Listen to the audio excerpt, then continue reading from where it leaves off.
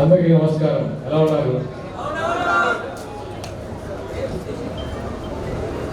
చాలా సంతోషంగా ఉంది. ముందుగా ఇక్కడికి వచ్చిన జన సైనికులకి, వీర మహిళలకి, రాష్ట్ర నాయకులందరికీ మనస్ఫూర్తిగా ధన్యవాదాలు.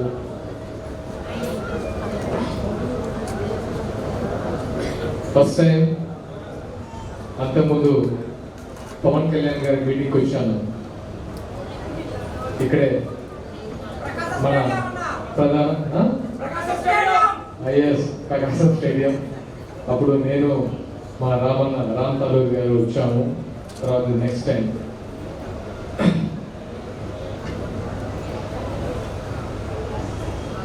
నాకు ఒక ఈ కోల్పేట్ అంటే ఒక చిన్న ఎమోషన్. ఎంత ఎమోషన్ అంటే, ఇక్కడ ఎంతమంది సింగరేణి కార్మికులు ఉన్నారు?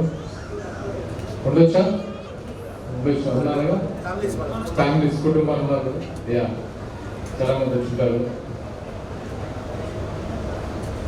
నాకు కొత్తగూడెం అంటే చిన్నప్పుడు వినేది ఏంటంటే, సింగరేణికి హెడ్ ఆఫీస్ ఇక్కడే. సింగరేణి కార్మికులకి ఏ ప్రాబ్లం ఉన్నా సరే, వాళ్ళకు అంటే హెల్త్ ప్రాబ్లం ఉన్నా సరే, వాళ్ళకు అకామిడేషన్ ప్రాబ్లం ఉన్నా సరే, లేకపోతే వాళ్ళకి ఉద్యోగ అవకాశాలు ఉన్నా సరే, హెడ్ ఆఫీస్ అంటే కొత్తగూడెం అంటే ఒకలాంటి మాకు రామూర్లో ఒక హైయర్ స్టేషన్. ఒక కొత్తగూడెం పోతేనే అన్ని సెటిల్ అవుతాయి, అక్కడ ఆఫీసర్స్ కలవాలి, అలాంటి స్టేజ్ అది కొత్తగూడెం మాకు. ఈ సింగరేణి అనేది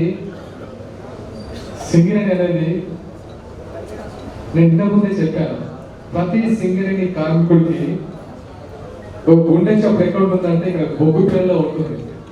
ఇక్కడ చాలా మంది కార్మికులు అండర్ గ్రౌండ్ లో పనిచేసి తిరిగి వస్తామో రామో అనే సిచ్యువేషన్ లో ఉన్న కార్మికులు లోపలికి వెళ్ళి వర్క్ చేసి పైకి వచ్చి, అంటే వాళ్ళ కార్మికుల కుటుంబాలు ప్రాణాల రచనలో పెట్టుకుని బతుకుతారు. అలాంటి కార్మిక క్షేత్రం ఎలా అంటే, నాకు వీళ్ళందరినీ నేను బార్డర్లో ఉండే సైనికులతో పోలుస్తాను.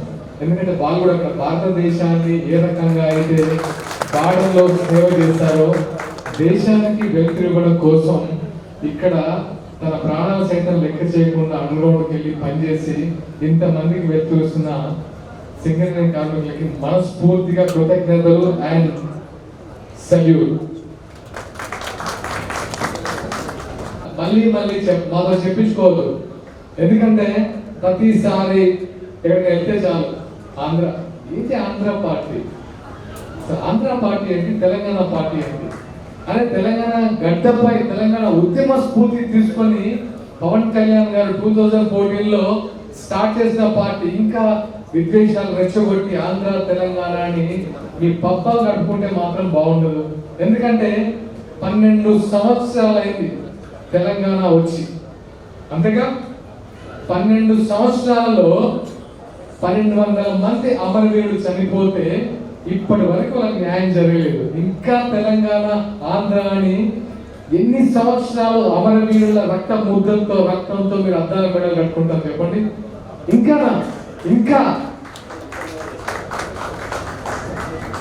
జనసేన పార్టీ స్టార్ట్ చేయడానికి ముఖ్య ఉద్దేశము ఈ సమకాలిక రాజకీయ నాయకులకి ఫుల్ స్టాప్ పెట్టి కొత్త తరం రాజకీయాలు రావాలి, కొత్త తరం రాజకీయ నాయకులు రావాలి, విద్యార్థులు రావాలి, మీలాంటి వాళ్ళు రావాలి, మీలాంటి వీరమైన రావాలి, వాళ్ళకు టికెట్ ఇవ్వాలి, వాళ్ళ అసెంబ్లీలో ఎమ్మెల్యే గెలవాలి, అసెంబ్లీలో కూర్చోవాలి, చట్టసభలో కూర్చొని శాసనాలు రాయాలనేది ఆయన ముఖ్య ఉద్దేశం తప్ప వేరే ఉద్దేశం లేదు.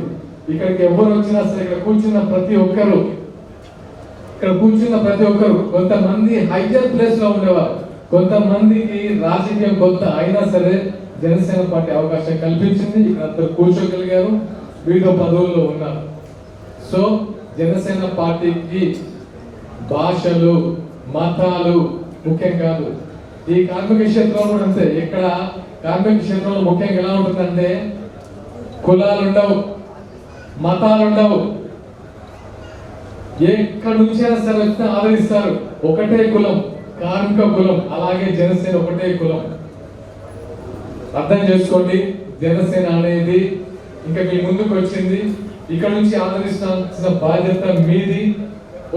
నాకు సంతోషం విషయం ఏంటంటే నేను ఎప్పుడు ఎంత చెప్పినా నాకు టైం తెలియదు కార్మికుల గురించి. కాబట్టి ఇక్కడ నుంచి ఈ కార్మిక క్షేత్రం నుంచి మా మొదటి ఆఫీస్ స్టార్ట్ చేసిన మా గడాల శ్రీనివాస్ గారికి మనస్ఫూర్తిగా ధన్యవాదాలు తెలుపుతున్నాం. ఎందుకంటే తను ఒక హెల్త్ డైరెక్టర్ గా ఎన్నో సేవలు అందించారు, అవన్నీ మా మిత్రులు తెలియజేశారు.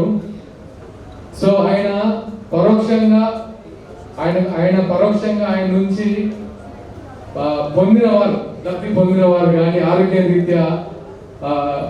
పొందిన వారు కానీ వాళ్ళందరికీ ఆయన సుపరిచితులే. సో ఆయన రానున్న రోజుల్లో డెఫినెట్ గా ఇక్కడ నుంచి కంటెస్ట్ చేయాలని సిద్ధపడ్డారు. ఎందుకంటే ఆయనకు స్కోప్ ఉంది, ఎక్కడెక్కడ పోటీ చేయాలి లేదు. ఆయన ఎంచుకున్న క్షేత్రం కార్మిక క్షేత్రం కాబట్టి వాళ్ళందరం, ఎందుకంటే ఇక్కడ మేము చాలా మంది వచ్చి ఎండకే భయపడుతున్నారు, అలాంటిది ఆయన అవన్నీ లెక్క చేశారు. మీకోసం ఇక్కడ నుంచి పోటీలను నిర్ణయించుకున్నారు. రాబోయే రోజుల్లో అన్ని ఎలక్షన్స్ లో జనసేన పోటీ చేస్తుంది. మీ ఆదరణతో మీ ముందుకు వస్తాము. సమయం తక్కువ ఉండడం వల్ల ఇంతటితో ముగిస్తున్నాను. మళ్ళీ మీ ముందుకు వచ్చి మీ ఆశీర్వాదం తీసుకుంటాం. Thank you all. Thank you so much.